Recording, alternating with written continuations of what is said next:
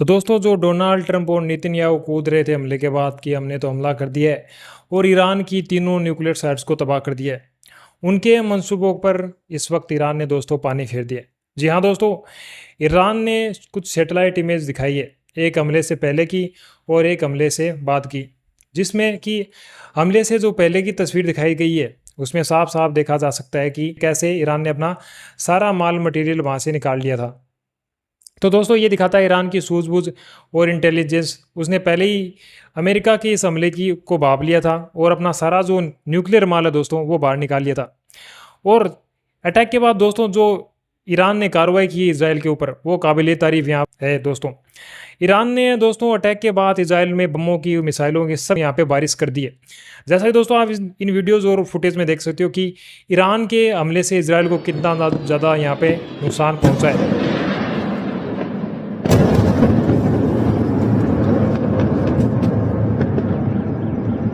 Сюда, бегом! Иди глянь!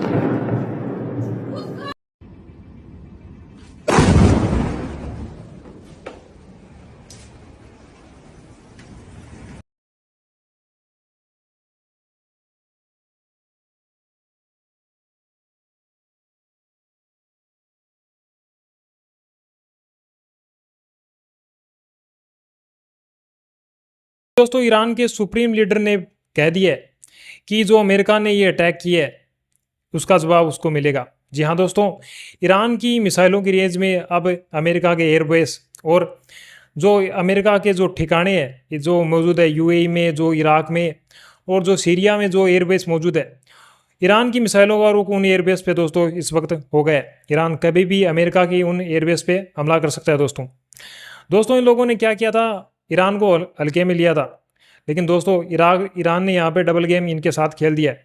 वहीं दोस्तों जो इस्लामिक कंट्री है पाकिस्तान, यमन और जो यूएई है, उन लोगों ने जो अमेरिका ने जो ये हमला किया है उसकी जो दोस्तों निंदा की है। उन्होंने कहा है कि अमेरिका को ये हमला नहीं करना चाहिए था।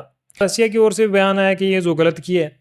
रसिया ने दोस्तों पहले ही अमेरिका को बोल रखा था कि अगर ये इस युद्ध में शामिल होगा तो ये उसके लिए बहुत खतरे की बात हो सकती है। दोस्तों अमेरिका ने 2 हफ्ते का टाइम लिया था, लेकिन 2 हफ्ते से पहले ही ये अटैक अमेरिका ने क्यों किया है?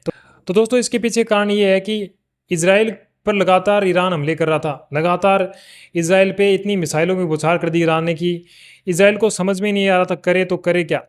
इसराइल का जो दोस्तों डिफेंस सिस्टम है वो मिसाइल को रोकने के लिए एक दूसरी मिसाइल छोड़ता है जो कि काफ़ी महंगी होती है दोस्तों, जिसकी कीमत करोड़ों में होती है। जो इसराइल है उसको काफ़ी ज़्यादा यहाँ पे नुकसान भोगना पड़ रहा था, जिसके चलते इसराइल को पता लग गया था कि ऐसे ही अगर ईरान हमला करता रहा तो मैं ज़्यादा दिन इसके आगे टिक नहीं पाऊंगा। तो इसलिए अमेरिका ने ये हमला करवाया। दूसरी तरफ इसराइल जानता था कि जो ईरान के जो परमाणु साइट है वो पहाड़ियों के बीच मौजूद है और इनको भेद पाना इतना आसान नहीं है।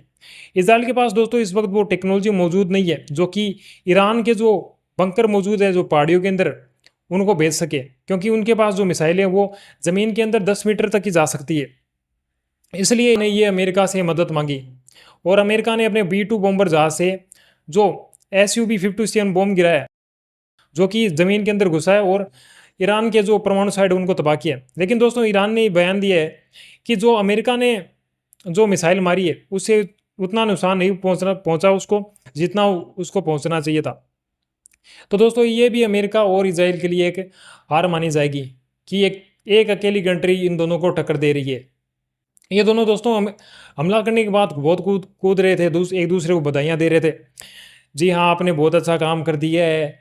डोनाल्ड ट्रंप ने तो ये कह दिया था कि यूएस की आर्मी ये ऐसा काम कर सकती है, दुनिया की कोई भी आर्मी ये कर नहीं सकती। तो दोस्तों डोनाल्ड ट्रंप ये भूल गया है कि रशिया के पास भी बॉम्बर एयरक्राफ्ट मौजूद है। रशिया भी ये काम कर सकता है।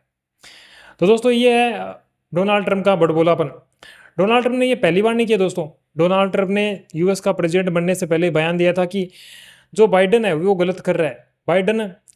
बाइडन दोस्तों क्या कर रहा था कि जो रूस है और जो यूक्रेन का युद्ध है उसमें यूक्रेन का साथ दे रहा था और यूक्रेन को हथियार पहुंचा रहा था, जिसमें कि डोनाल्ड ट्रंप ने बयान दिया था कि ये जो ये कर रहा है इससे क्या है यूएस को घाटा हो रहा है, इतने पैसे लग रहे हैं इस हमले के अंदर, वो लोग मर रहे हैं और जब मैं प्रेसिडेंट बनूंगा तो मैं ये सब रोक दूंगा। मैं 24 घंटे के अंदर रूस और जो यूक्रेन है उनका वो रोक दूंगा। पर क्या हुआ दोस्तों, वो प्रेसिडेंट बन गया और उससे ये वॉर नहीं रुका। तो इस झुंझलाहट में दोस्तों ये डोनाल्ड ट्रंप ये काम कर रहा है।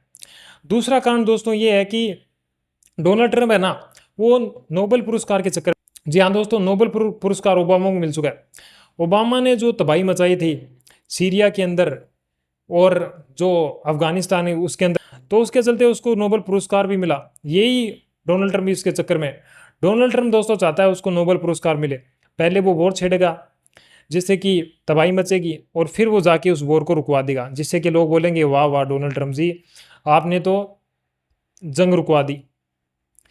इसके बाद दोस्तों अमेरिका की जो जनता है वो डोनाल्ड ट्रंप को कोस रही है। वो कह रही है कि तुमने प्रेसिडेंट बनने से पहले कहा था कि हम अमेरिका को ग्रेट बनाएंगे, अमेरिका के अंदर इन्वेस्टमेंट लाएंगे, खूब तरक्की कराएंगे, लेकिन तुम तो यहाँ पे वॉर करवा रहे हो, यहाँ पे लड़ाइयाँ करवा रहे हो, एक अकेली कंट्री के साथ डबल स्टैंडर्ड जैसा व्यवहार कर रहे हो। तो यहाँ पे अमेरिका के लोगों ने डोनाल्ड ट्रंप को खूब लताड़ा है। वहीं दोस्तों जो ईरान है उसने अपने जो प्रॉक्सीज है हिजबुल्लाह और जो हमास है उनको एक्टिव कर दिया है।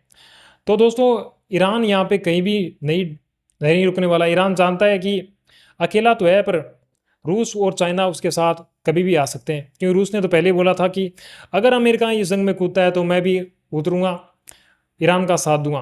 तो दोस्तों रूस और चीन है ना वो ईरान के साथ उतर सकते हैं। वहीं दोस्तों डोनाल्ड ट्रंप ने भी धमकी दी है ईरान को।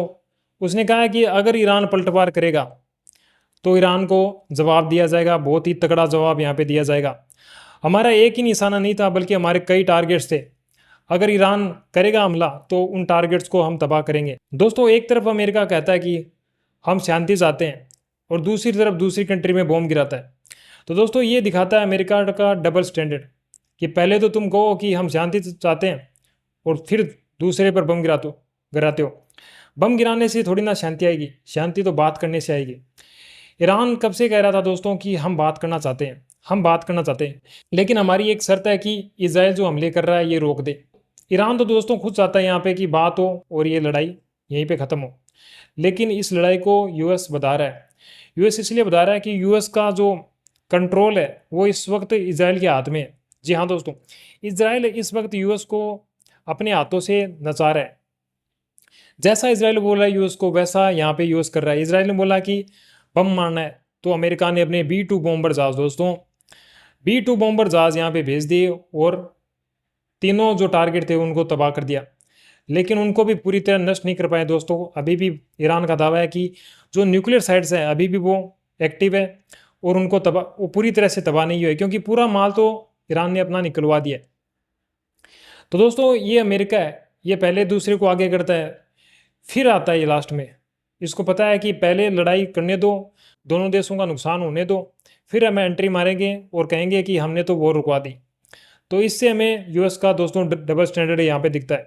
दोस्तों आपकी क्या राय है इस लड़ाई को लेकर, हमें कमेंट बॉक्स में बताएं और हमारे चैनल को सब्सक्राइब करें। धन्यवाद।